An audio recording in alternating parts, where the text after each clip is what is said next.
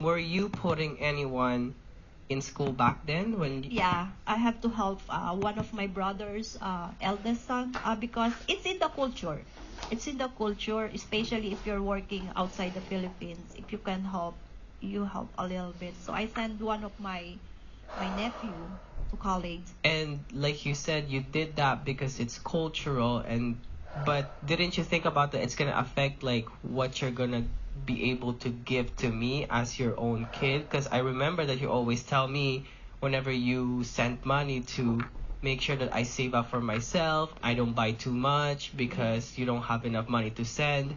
But at the same time, when I was a kid, I still remember the times where I was like, why am I preventing myself from buying something that I want when I could have bought them and we had the money? But the problem is you're spreading that money to us, to me, for my school, and then for my cousin. And I'm not saying that you shouldn't have done what you did, but like, what was your thinking that time when you had to do that? Because like in your head, was that something that you said like this is my responsibility to do it? No, actually, I didn't take it as a responsibility, but it's just that because I know Kuya Kevin is very smart, you know. Right. So I don't want to waste his talent. Right, because my cousin, my first ever cousin, he's actually a registered architect now. So he's an architect and he's been working so much and he's been making all this design. And growing up, I still remember that how much he draws, and he would draw these portraits of like people, houses, and everything. And I can tell you guys right now, he's really good. He's such an artistic person, and he always has the talent within him. He's always been a quiet type of person, but whenever he shows us his homeworks and whatnot, and I would sometimes ask him when we have the art project at school for him to draw for me because I cannot draw for shit. So I asked him to do that for me because he's really, really artistic, and now he's a successful architect, and that's because of the help of my mom. Yeah, and I don't regret it again. I don't want to say it's my bad because it comes from my heart. And I it was help. good. I help. Me too. I'm proud that you're able to do that and help your brother and my cousin because, again, I think, like you said, it's cultural and also I think it's in our family that we help each other. But I think the only thing that I had in my mind was like I was an only kid and they all have each other. And Yeah. Tatay, which is my uncle, I call him Tatay too. Tatay means dad, but that's how we call our uncles back home. When they were in Korea and they were working abroad, they never have given me anything. Yeah. I So know. that's why my I know. my thinking when I was a kid is that you're giving them so much, and even like every single year my mom would pack so many chocolate boxes, gifts, and balikbayan boxes. So like it's full of stuff, and she always sent it in Christmas time. And the thing is, those boxes are not just for me and my grandparents. That boxes is for every single one of the family, and I have 6 or 7 cousins that time for now because we're I think 8 or 9. Anyway, so that time for me, I was like, you give so much to everyone, but none of your siblings I know. ever treated me like that, how you treated them. So I always question it, is that why do you do this to them? And like they never even considered it in my part. And I'm not saying my uncles and my aunties are bad, because honestly I have the best uncles and aunties.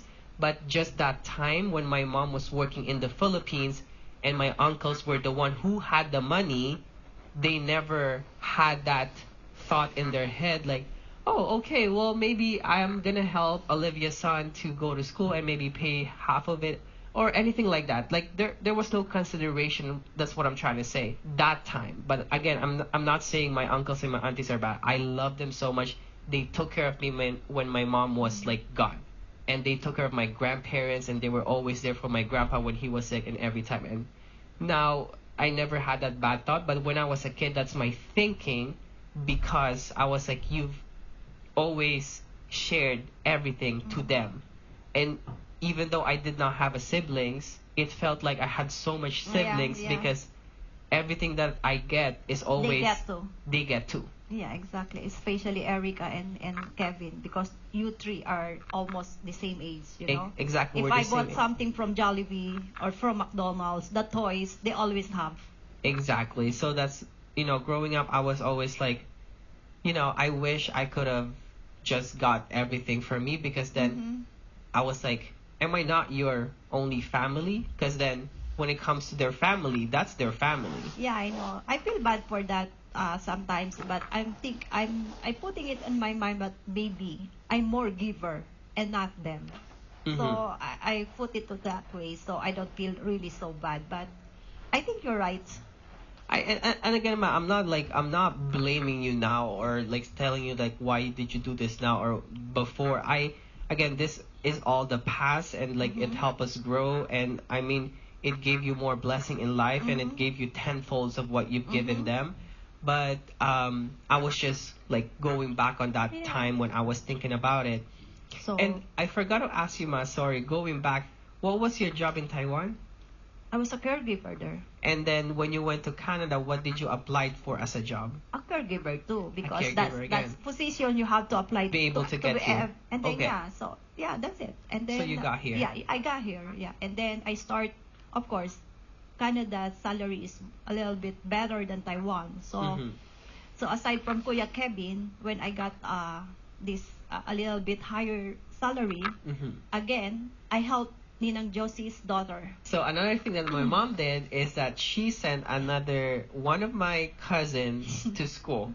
And again, like we're not gonna go to the details of it. And I think a lot of other Filipino people will relate to this, because if you are in wherever parts of the world, you do your best to really help not only your own family but your brothers and sisters if they are there. And as much as this is like a positive thing, sometimes it's also a negative thing, because then what I'm trying to tell my mom is that I felt like, instead of you prioritizing me, because I am your only family, you're not prioritizing me and everyone else, when they have their own parents, they have their own people that can work for it. And Mhm. I do understand though that the time when you were in Canada, they were all in the Philippines. Mhm. And something that you guys have to understand about the Philippines is it's really hard to make money in the Philippines. And my uncles, when they got deported from Korea, because I think They got caught. they got caught because it was an illegal immigration for them to work in Korea.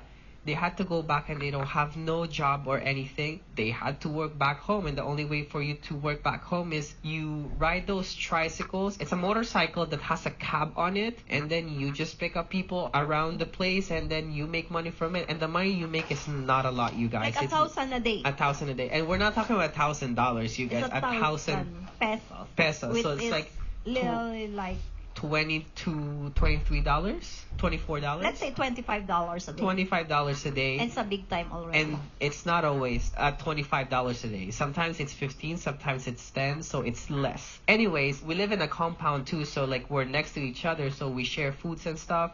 And my mom was the only one that time, and since till now, is the only one who's working abroad. And she's always taking responsibility of not just me, but everyone in the family.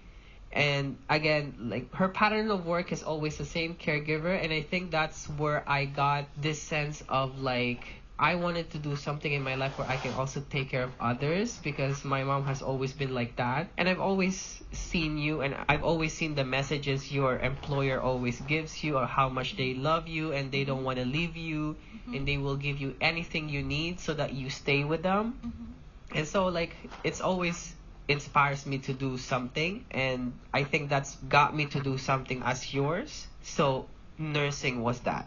Mhm. And also because of ama, of Mhm. grandpa, because I wanted to help others, because I was not able, just like you, not able to help him when he was sick.